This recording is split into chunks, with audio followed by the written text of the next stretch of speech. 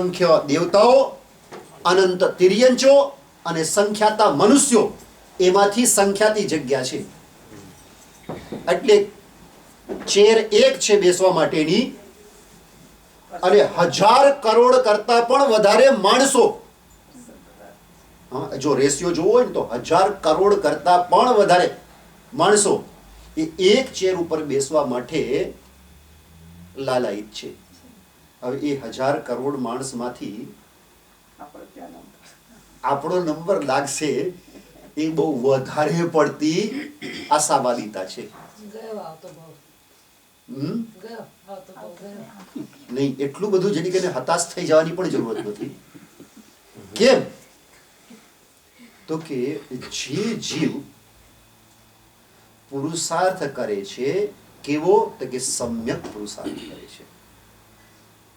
જે જીવ સમ્યક પુરુષાર્થ કરે છે એ જીવ ચોક્કસ મનુષ્ય જન્મ પ્રાપ્ત કરી શકે છે. એટલે મનુષ્ય જન્મ એ પ્રાપ્ત કરી શકવાના જે સમ્યક પુરુષાર્થ કરવાના. મોક્ષ જવાનો રેશિયો કેટલો છે? એ કોણ પહેલા? મનુષ્ય પછી જૈન ધર્મ મળવો પાછો. જો સાંભળો, મોક્ષે જવાના રેશિયાની અંદર મોક્ષે જવાના જે જીવો છે ને એની અંદર બહુ ભીડભાડ નથી. જો આ તમે ટ્રેન હોય ને, ટ્રેન ભારતની અંદર સાંભળો ખરા, ટ્રેન હોય ને, ટ્રેન તમારે ટ્રેન પકડવી હોય ભારતની અંદર બહુ તકલીફ, બરાબર છે. એટલે ટ્રેનની અંદર જે જનરલ બોગી હોય એની અંદર તો નંબર લાગી જ ન શકે. સેકન્ડ ક્લાસની અંદર તકલીફ, સેકન્ડ ક્લાસની અંદર તે તકલીફ, પરંતુ જો ફર્સ્ટ ક્લાસની ટિકિટ લ્યો તો બરાબર, પૈસા બહુ આપવા પડે. પણ જો ફર્સ્ટ ક્લાસની ટિકિટ લ્યો તો જનરલ બોગીની અંદર બેસવું, એની અંદર સીટ મળવી બહુ કઠણ છે, બહુ કઠણ છે. પણ જો ફર્સ્ટ ક્લાસની ટિકિટ લઈ લીધી ને તો ત્યાં તમારે સુવા માટેની જગ્યા મળી જવાની છે, એની અંદર કાંઈ વાંધો નથી આવવાનો. એટલે આપણે જેને કહે ને કે જનરલ બોગીમાં જવું ના પડે, ફર્સ્ટ ક્લાસની ટિકિટનો વિચાર કરવાનો. એ મળી ગઈ એટલે વાંધો જ નથી, પછી તો યાત્રા સુખે સુખે થવાની જ છે, કોઈ વાંધો આવવાનો જ નથી. એટલે મોક્ષની બહુ ચિંતા કરવાની જરૂરત જ નથી. ચિંતા તો શેની કરવાની છે? હા, એના માટે ગજવું થોડું ઢીલું રાખવું પડે, બરાબર છે ને? બધું ખાલી કરવું પડે ને. તો બસ એવી રીતના જ છે કે મનુષ્ય જન્મને ફરીથી અગેઇન પ્રાપ્ત કરવા માટે અહીંયા બધી વસ્તુઓ છોડવાની, આસક્તિ છોડવાની તૈયારી રાખવી પડે. જો જીવ આ બધું જ છોડવાની તૈયારી પૂર્વક સમજ સાથે ધર્મનું મહાત્મ્ય શા માટે, કેવી રીતના, ક્યારે અને કેવા ભાવથી, કેટલા બધા એટ્રેક્શન છે, કેવી રીતે કેટલા અને એની સામે ધર્મ માટે જવાના એટ્રેક્શન આપણને એટલા બધા ઓછા મળે છે. ભર્તૃહરિના જીવનની એક બહુ સરસ મજાની ઘટના છે.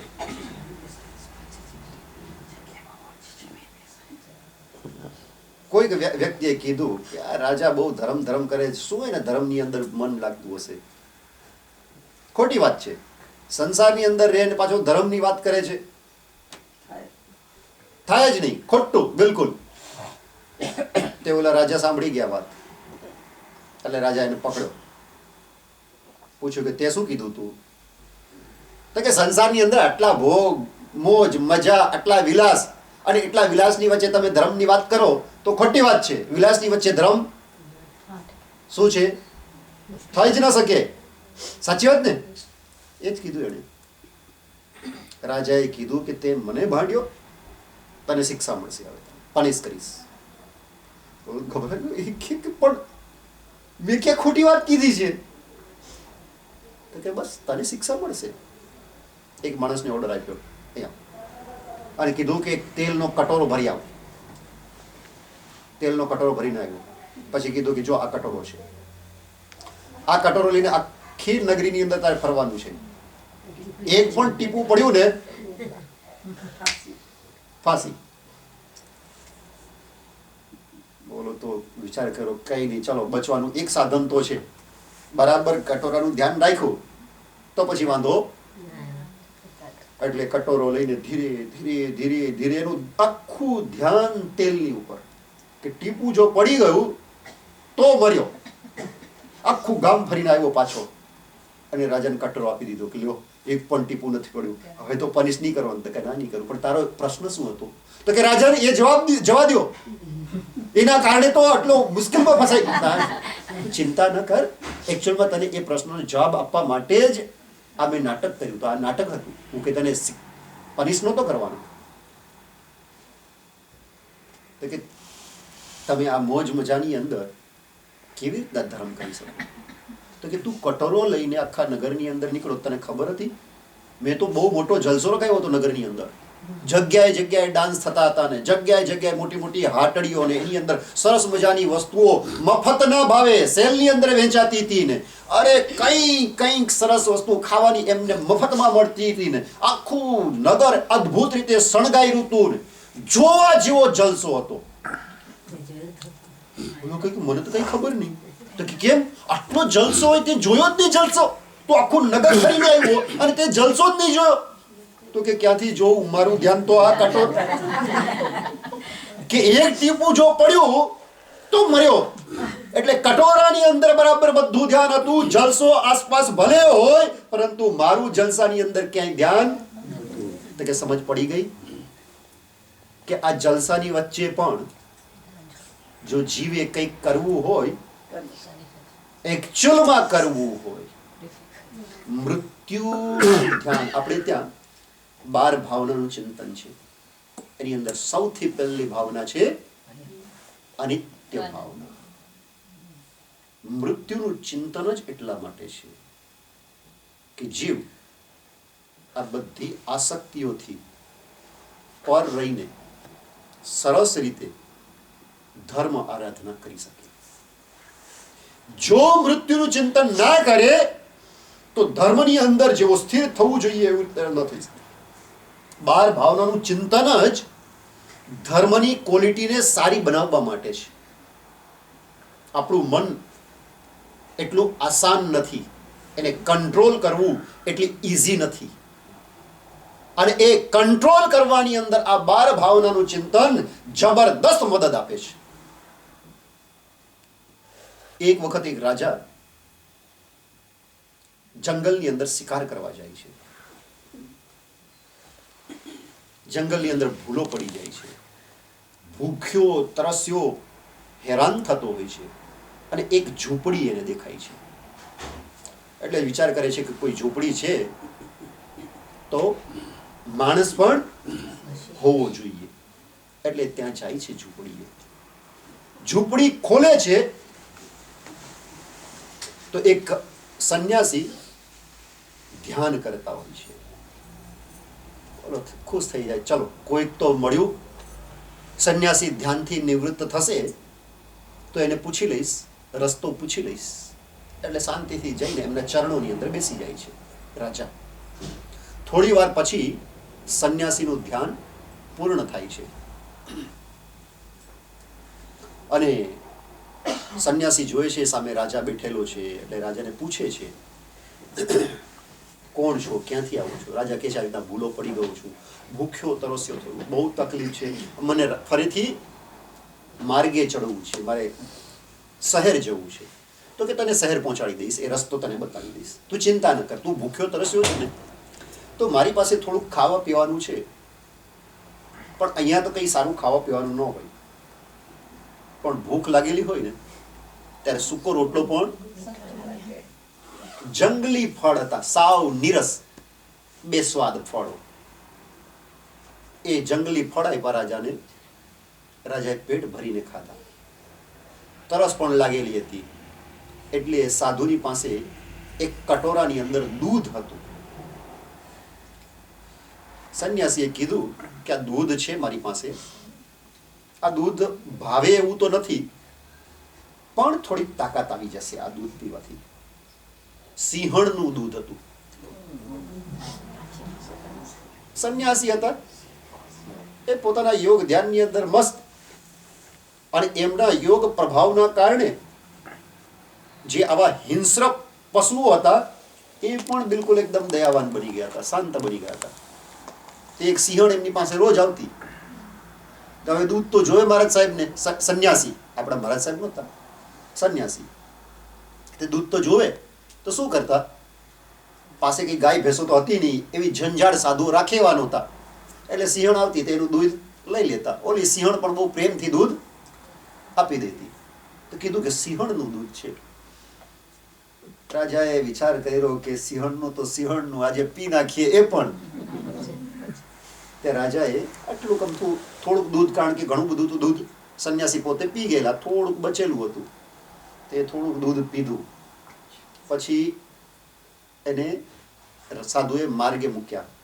પોતાના રાજમહેલે પહોંચ્યો ત્યાં સુધીની અંદર દૂધ તો ચડી ગયું એને. જેવી રીતના કોઈક એકદમ તેજ દારૂ હોય અને માણસ પહેલી વખત પીવે તો શું હાલત થાય એની? નસો ચડી જાય, મગજ ઉપર ચડી જાય બરાબરનો દારૂ, અને પછી એને ભાન જ ન રહે શું કરવું ને શું ન કરવું. અને આ તો સિંહણનું દૂધ. આપણે ત્યાં એમ કહે છે કે સિંહણનું દૂધ હોય એ સોનાના પાત્રની અંદર ટકે, ભલો માણસ એને પચાવી ન શકે. અને આ એવું ચડી ગયું એને, એટલો વિષય વિકાર, એટલો ભયાનક વિષય વિકાર શરીરની અંદર ઉત્પન્ન થયો છે. અને એ વિષય વાસના એને, એની અંદર એ ભાર ભૂલી ગયો, એવો ગાંડો થઈ ગયો વિષય વાસનાની અંદર. કલાકો સુધી એના મનની અંદર તીવ્ર વિકારના ભાવ, તીવ્ર વાસનાના ભાવ, તીવ્ર પાપના ભાવ રહ્યા. કલાકો પછી એ દૂધનો નશો, સિંહણના દૂધનો નશો ઉતર્યો ત્યારે એને યાદ આવ્યું કે અરે આ તો બહુ ખરાબ થઈ ગયું. અને શા માટે થયું?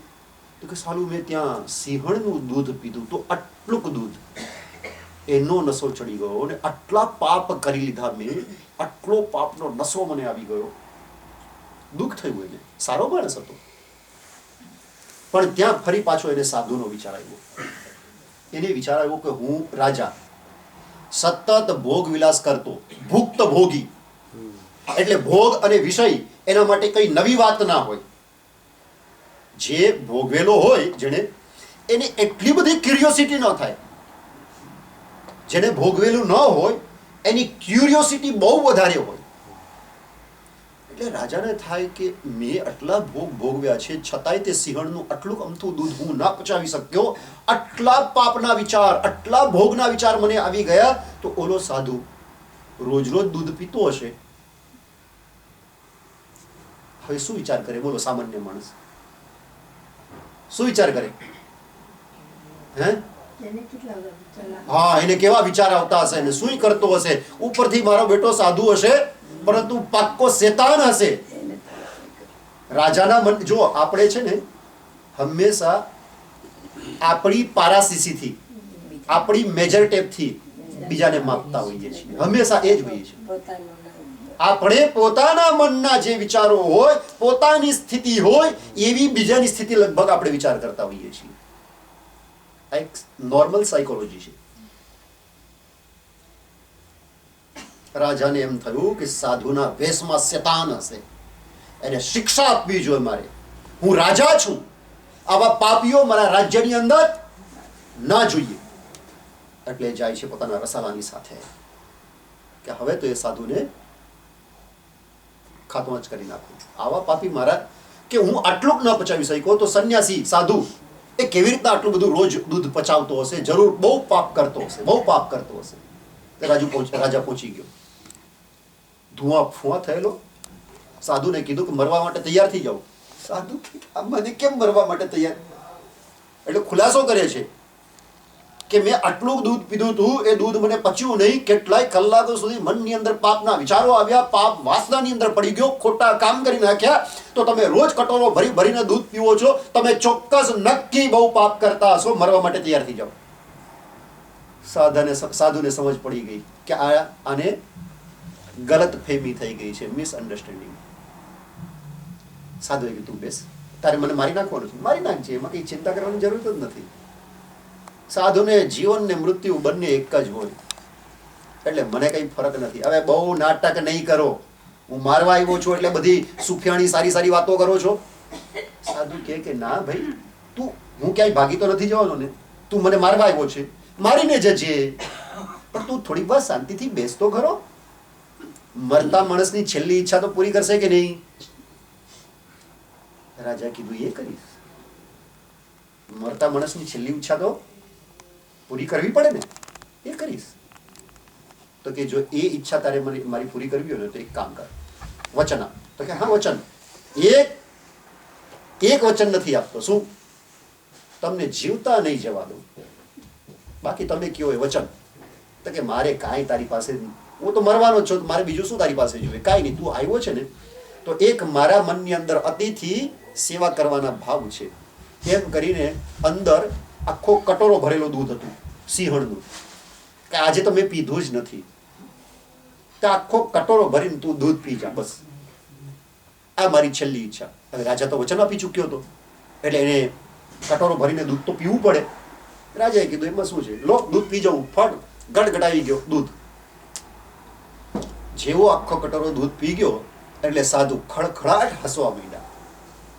રાજાને થયું કે ગાંડો થઈ ગયો છે, બચારો ચસકી ગયું છે, મોત સામે દેખાયું ને એટલે હસે છે. એટલે રાજાએ પૂછ્યું કે તમને ખબર પડે છે હવે તમારે મરવાનું છે? તો કે હા મારે મરવાનું છે, મને ખબર છે, હું મરીશ, પણ તને રાજન ખબર નથી, હું તો મરવાનો છું, તુંય મરવાનું જ છે. રાજા કે કેમ? તો કે આટલું અમથું દૂધ તે કાલે પીધું તું, પછી તારી હાલત શું થઈ હતી? તો કે મને પૈચું નહોતું અને બહુ પાપના વિચાર આવ્યા. રાજન આ આખો કટોરો ભરીને પીવે ને એની હોજરી ફાટી જાય 24 કલાકની અંદર. તો હવે તારું આયુષ્ય કેટલું જ ખબર છે? માત્ર 24 કલાક. જેવા 24 કલાક પૂરા થશે તારી હોજરી ફાટી જશે. તું આ દૂધ પચાવી તો ના જ શકે, આખો કટોરો ભરીને ના પચાવી શકે. થોડુંક પીધું તો તારી કેવી ખરાબ હાલત તને ખબર છે ને, યાદ છે ને, યાદ કર.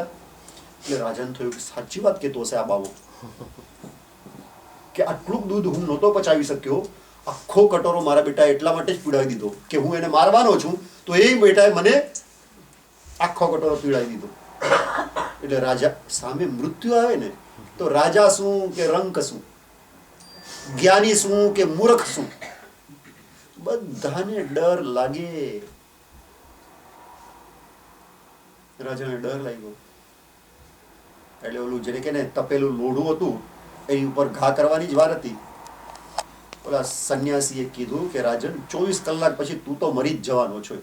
હવે તારે નક્કી કરવાનું છે કે 24 કલાક પછી તું મરી જવાનો છે તો કોઈને તારે મારીને પાપ કરવું છે કે હવે તો તારા આત્મા માટે કંઈક તારે કરવું છે. મને મારી નાખો તું મારી નાખ, મને કોઈ વાંધો નથી, પણ હું તો સાધુના વેશમાં છું અને તું મરતા મરતા એક સાધુના વેશમાં હોય એને મારતો જાય તો તારી ગતિ શું થશે એનો તું વિચાર કરી લે. શું કરે માણસ બોલો જોઈએ? મારવાની હિંમત કરે? સાધુ આસાનીથી બચી ગયો. ઓલાને થયો કે હવે એના પાપ એને ભારી, ભેંસના શીંગડા ભેંસને ભારી, આપણે શું કરું? એકદમ ઉદાસ થઈને પાછો રિટર્ન થઈ ગયો. કાઉન્ટડાઉન ચાલુ થઈ ગયું. 24 કલાક, 23 કલાક, 22 કલાક, એક કલાક ઓછો થાય અને એના શ્વાસના ધબકારા વધતા જાય કે હવે તો 10 જ કલાક બાકી છે, હવે તો 5 જ કલાક બાકી છે, હવે તો 4 જ કલાક બાકી છે, 2 જ કલાક બાકી છે, 1 જ કલાક બાકી છે, હવે તો બસ 59 મિનિટ, 58 મિનિટ. કાઉન્ટડાઉન ચાલુ થાય. આજુબાજુમાં એની રાણીઓ છે, મંત્રીઓ છે, સારામાં સારા ભોજ્ય પદાર્થો છે, ભૂખ પણ લાગેલી છે પણ ખાવાની ઈચ્છા, બહુ ટેન્શન હોય ને, સારામાં સારા ખાવાના પદાર્થોની અંદર પણ ક્યાંય આસક્તિ ન થાય અને બહુ ટેન્શન હોય. એ વખતે ટીવી ઉપર પિક્ચર આવતું હોય, ગમે એવું પિક્ચર આવતું હોય, એનું મનગમતું સોંગ વાગતું હોય, છતાંય એ સોંગ છે ને એ સારું તો ન લાગે, મગજ ઉપર ઘણની જેમ વાગે. થાય ને? ઓલું કીધું છે ને કે ચાંદની રાત में बरसात बुरी लगती है, चांदनी रात में बरसात बुरी लगती है, घर में हो अर्थी तो बारात बुरी लगती है, लाख सजाओ सामान मेरे दोस्तों, दिल में हो एक गम तो हर चीज बुरी लगती है. માણસના મનની અંદર અસાતા ને અશાંતિ હોય તો ચારે બાજુ ગમે તેટલા મનગમતા ભોગના સામાનો હોય પણ એની અંદર જીવને કાંઈ આકર્ષણ પેદા થતું. તો રાજાને વિવિધ પ્રકારે મનોરંજન કરવાનો ખૂબ લોકો કોશિશ કરતા હતા. એના મિત્રો, પરિવારવાળા, પત્ની, પુત્ર, બધું હતું ભોગનું, પણ કાંઈ એનું મન ચોટે નહીં. એને તો બસ એક જ દ્રશ્ય દેખાય, શું? આ 24 કલાક પૂરા થશે ને મારી હોજરી ફાટી જશે ને હું તો, અને કાઉન્ટડાઉન તો ચાલુ જ હતું. 58 મિનિટ ને 57 મિનિટ ને પછી તો ધીરે ધીરે ઓછી થતી જાય. અડધો જ કલાક બાકી છે ને હવે તો 5 કલાક બાકી છે ને હવે તો 10 જ મિનિટ બાકી છે ને હવે 9 જ મિનિટ બાકી છે ને હવે તો 8 જ, 7, 5, 4, 3, 2, 1 મિનિટ છેલ્લી. બસ હવે તો 1 મિનિટ પસાર થઈ ગઈ, ઉપર 2 મિનિટ થઈ ગઈ, 5 મિનિટ થઈ ગઈ, 10 મિનિટ થઈ ગઈ, ઉપર કલાક થઈ ગયો, 2 કલાક થઈ ગયું, કાંઈ નહીં થયું. એને 4-5 કલાક વીતી ગયા તો એને કાંઈ જ નહીં થયું. આશ્ચર્ય થયું કે સાલું મને કાંઈ થયું. ઓલા સાધુએ સાલા ગપ્પો માર્યો. હવે એને થયું કે ઓલા સાધુ મને ઉલ્લુ બનાવી ગયો. હું ગયો તો એને મારવા માટે, એને બચવા માટે જુઠ્ઠું બોલ્યું. તો એને થયું કે જઈને જોઉં તો ખરો. મન તો એ કહેતું હતું કે ભાગી ગયો છે ત્યાંથી. હે, મન તો કહેતું હતું કે સાધુ ભાગી ગયો છે, છતાંય તે આપણું મન કેવું છે ખબર છે? હા, તપાસ કરવા તો જાય. તે રાજા ત્યાં તપાસ કરવા ગયો. દરવાજો ખોલ્યો તો સાધુ તો આમ મરક મરક હસતા હતા, બેઠા હતા ત્યાં. તો રાજા હજી વધારે આશ્ચર્ય. એને તો એમ હતું કે ભાગી ગયો હશે. આપણે જે વિચાર કરીએ એનાથી ઉલટું બને તો આપણને એકદમ વધારે શોખ લાગે. તો રાજાને શોખ લાગ્યો કે આ સાધુ બેઠો છે. સાધુએ કીધું કે મને ખબર હતી કે તું આવવાનો જ છે. તમે જૂઠું બોલ્યા, તમે બચવા માટે. અરે બચવા માટે જૂઠું બોલ્યો તો અહીંયા શું કામ રે, ભાગી ન જાત? તો કે શા માટે તમે પછી આવું કર્યું, કેમ જૂઠું બોલ્યા? તો કે કારણ કાલે તું મારી પાસે આવ્યો તો તે શું કીધું તું કે આટલું અમથું દૂધ હું પચાવી ન શક્યો અને મારા મનની અંદર ખૂબ વાસનાના, પાપના, વિકારોના ભાવ જાગ્યા, ખૂબ મેં પાપ કર્યું. તમે રોજ કટોરો ભરી ભરીને દૂધ પીવો છો તો નક્કી તમારા મનની અંદર પાપ અને વાસનાના વિચારો પ્રગટ થતા હશે. કારણ કે જો હું આટલું હું ન પચાવી શકું તો આટલું બધું તમે કેવી રીતના ડાયજેસ્ટ કરી શકો? તારા એ વિચાર હતા ને, એટલે કે તારો આ પ્રશ્ન હતો મનની અંદર, એનો જવાબ મેં આપ્યો. તે કટોરો ભરીને દૂધ પીધું. એના પહેલાના દિવસે આટલું દૂધ પીધું તું, આટલું દૂધ પીધું તું, છતાંય તે ડાયજેસ્ટ નહોતું થયું. આખો કટોરો ભરીને તને ડાયજેસ્ટ થઈ ગયું. તને પાપના વિચાર આવ્યા? તો કે ના. તને કોઈ પણ ભોગની અંદર રુચિ થઈ? તારી મનગમતી રાણીઓની અંદર, એના રૂપની અંદર, ખાવાના કોઈ પદાર્થની અંદર, રાજમહેલની અંદર, મિત્રોની અંદર, પુત્રની અંદર ક્યાંય આસક્તિ, આકર્ષણ, રાગ, ક્યાંય એવો વિચાર 24 કલાકની અંદર 1 મિનિટ પણ આવ્યો? તો કે ના, 1 મિનિટ પણ કાંઈ વિચાર નહીં આવ્યા. માત્ર ને માત્ર મને તો મોત દેખાયું. અને મોત દેખાયું એના કારણે 24 કલાક બધું ભૂલી ગયો. તો કે સમજમાં આવી ગઈ વાત? જે જીવ સતત અનિત્ય ભાવનાનું ચિંતન કરતો હોય, મોતને નજર સામે રાખીને જીવન જીવતો હોય, તો બાકી બધું જ હોય અને છતાં પણ એને આસક્ત ન કરી શકે, આકર્ષિત ના કરી શકે. ખ્યાલ આવે છે? જીવનની અંદર જીવન જીવવાની રીત અને જીવનની અંદર ચારિત્ર પાડવાની રીત સામાયિક કેવી રીતના કરવાનું છે. જો કે આપણે જે ચારિત્ર પદ છે એ ચારિત્ર પદ એનું હજી ઘણું બધું ચિંતન કરવાનું છે. સાંજના પ્રવચનની અંદર આપણે એ થોડુંક આધ્યાત્મિક ચિંતન કરીશું, ડિટેલની અંદર એનો વિચાર કરીશું. અત્યારે કથાની દ્રષ્ટિએ એને થોડોક ઔપચારિક રીતે સમજવાનો પ્રયાસ કર્યો. હવે એને આધ્યાત્મિક રીતે કે શું છે ચારિત્ર, ચારિત્રના 5 પ્રકાર કયા છે. એની અંદર સૌથી પહેલું ચારિત્ર સામાયિક ચારિત્ર. એ સામાયિક ચારિત્રને થોડું વ્યવસ્થિત રીતે સમજીશું, વિસ્તારથી સમજીશું. આ જન્મની અંદર આપણે જો સાચું સામાયિક ચારિત્ર પણ પ્રાપ્ત કરીએ તો અનાદિ અનંત કાળની અંદર જે ભૂલો કરીને આપણે ભટક્યા છીએ કમ સે કમ એ ભૂલ આપણને આ જન્મની અંદર રિપીટ નથી કરવી. ચારિત્રને સમજવું જરૂરી છે અને સમજીને ચારિત્રને પાળવું જરૂરી છે. આવી રીતના સમજપૂર્વકનું દ્રવ્ય ચારિત્ર એ ભાવ ચારિત્રનું કારણ બની શકે છે. તો આપણા આખા જીન શાસનનો સાર જ એ છે, સમજ સાથે ધર્મ. પચખાણ ઓકે સનો કાશમ પોર્શન પોર્શન કઈ જો મેર અસુમ પાણમ ખાઈમ સાઈમ પણ હર પોર્શન સાર પોર્શન પોર્શન ધ્યાન આયમ બલમ બિગોલી ગય પછંદ થણા ગણમ સાસા ગણમ સાગર ગણમ અંટણ સરણ ગુરુ પઠાણમ પારઠવા ગણમ હતરણ સવસ્મય ત્યાણ પાણ સાલેણો આલેણો આછેણો ગણમ સસત્કેણો સત્કેણો આવસિરે સર્વ મંગલ મંગલમ સર્વ કલ્યાણ કારણમ પ્રદાનમ સર્વ ધર્માણમ જૈનમ જયતિ શાસનમ. બોલો બોલો મારી સ્વામી.